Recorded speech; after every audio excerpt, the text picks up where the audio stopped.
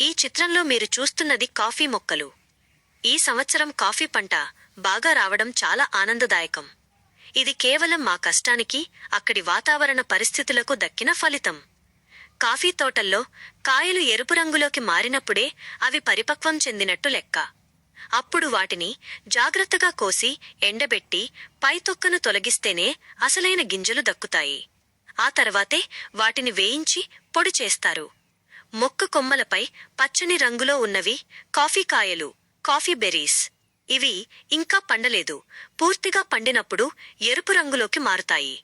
Coffee మొక్క పక్కనే పెద్ద ఆకులతో కనిపిస్తున్నది పసుపు మొక్క, టుర్మెరిక్ ప్లాంట్. కాఫీ తోటల్లో ఇలా ఇతర పంటలను పండించడం సాధారణం.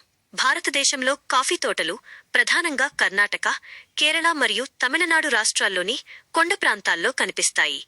తెలుగు రాష్ట్రాల్లోని ఏజెన్సీ ప్రాంతాల్లో, ఉదాహరణకు అరకు వ్యాలీ కూడా కాఫీ తోటలు బాగా ప్రసిద్ధి చెందాయి.